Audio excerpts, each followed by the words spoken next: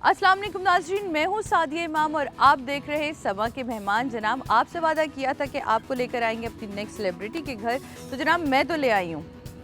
मेरे बहुत पसंदीदा हैं, यकीनन आप सब के भी बहुत पसंद हैं। दैट्स वाई तो वो अब तक जवान और ख़ूबसूरत और एनर्जेटिक हैं। वैसे उनसे मिलने के बाद ना सबके अंदर एक अजीब सी एनर्जी आ जाती है। जी हाँ, आप लोग समझ गए होंगे, जिन्होंने सिर्फ पाकिस्तान में नहीं सिक्का बोला बल्कि हिंदुस्तान की फिल्मों में भी वो बड़े अच्छे पापा बनते हैं। जनाब शाहरुख खान हो, रणबीर कपूर हो, वो पापा बनने में बड़े ही प्यार और शफकत दिखाते हैं। तो जनाब समझ गए, मिलते हैं हम सब के बहुत ही प्यारे जावेद शेख साहब के पास। आए हम आज उनके घर में, उनके मेहमान बने, आपको लेकर आए। मिलते हैं उनसे चल के और जानते हैं कुछ मीठी मीठी खटी खटी बातें। आ जाइए। अस्सलाम वालेकुम। कैसे हैं आप? बिल्कुल खैरियत से। आपको देख के हमेशा बहुत अच्छा लगता है। अभी मैंने यही कहा कि जावेद शेख साहब एक ऐसी पर्सनालिटी है जिनसे मिलने के बाद बाकी जितने भी लोग हैं ना उन सब के अंदर एक एनर्जी आ जाती है। अल्हम्दुलिल्लाह, अल्हम्दुलिल्लाह। करम है ऊपर वाले का कि बात अब तक बनी है। करम है ऊपर वाले का और करम रहेगा ऊपर वाले का कि बात हमेशा बनी रहे। इंशाल्लाह, इंशाल्लाह। तो कहीं चल के बैठे या आपका खूबसूरत सा घर पहले दिखाएं सब। आइए आइए आइए।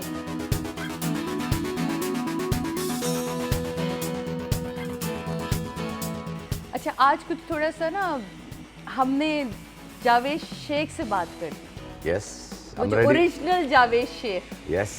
वैसे तो ये ओरिजिनली मैंने बहुत काम किया शेख साहब के साथ और मैं सीरियसली ये कोई सियासी बयान नहीं, बट मुझे पता है कि बहुत ओरिजिनल है। अल्हम्दुलिल्लाह। वो जो कैमरे के आगे कुछ लोग होते हैं और टोन बदल जाती है। सीन करते हुए टोन बदलती है। कभी ऐसा नहीं हो। सीन खत्म हो। नहीं, कभी ऐसा।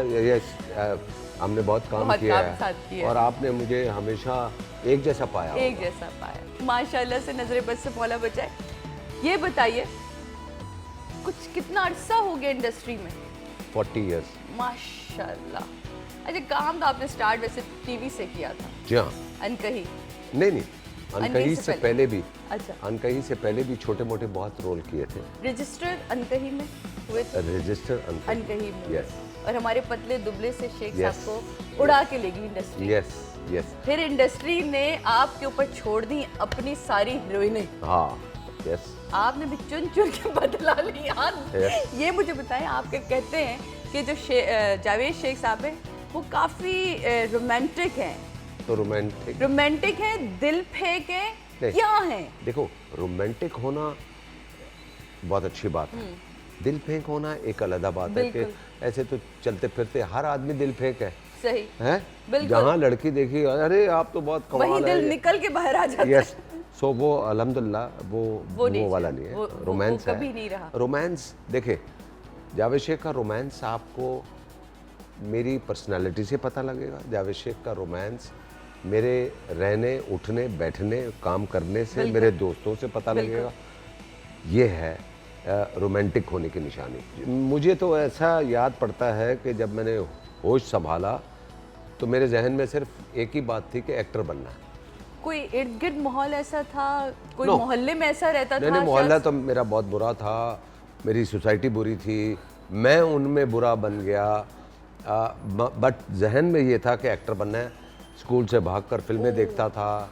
यू सी, वाले साहब उस पर नाराज होते थे, सोटी पकड़ के घूमते होंगे पीछे। मारा बहुत, मार भी खाई, उल्टा भी लटका। इन करतूतों पे तो पढ़नी थी। यस। तो देखे, बात यह है कि जब तक आपका पैशन जो है वो सर चढ़ के ना बोले ना, तब तक आप भी कहीं नहीं बोल पाते थे। अल्हम्दुलिल्लाह। तो वो करम है कि देखे, जो चाहा था वो पा लिया।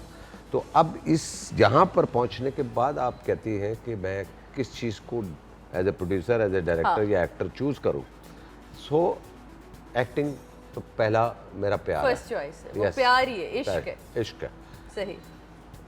Production and direction second choice है। अच्छा। और वो मैं 94 से मैंने शुरू किया, मुश्किल फिल्म से।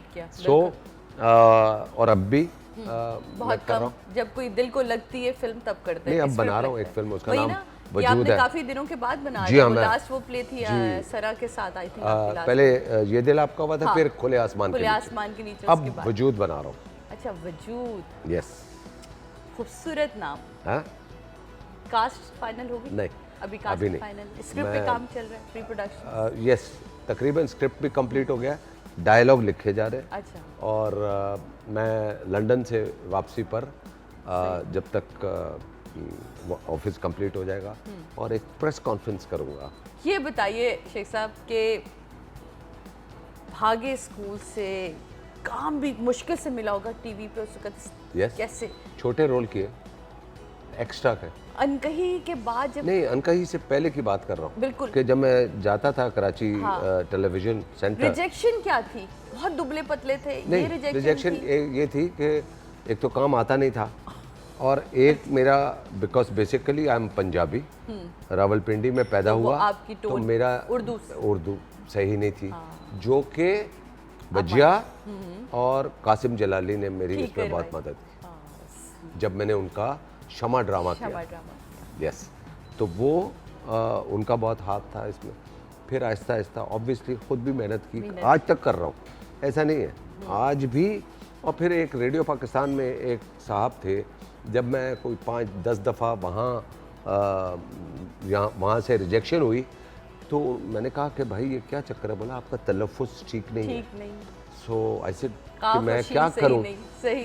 कहने लगे आप रोज़ाना अखबार ऊंची ऊंची आवाज़ में पढ़े ताकि आपको वो जुमला सुनाई दे। तो 6 महीने मैंने सुबह उठ के प्रैक्टिस की। वो प्रैक्टिस की, और 6 महीने के बाद फिर गया, और फिर जाके मैंने ऑडिशन दिया, और तब जाके वहाँ पर मुझे 2 लाइनों का एक रोल मिला।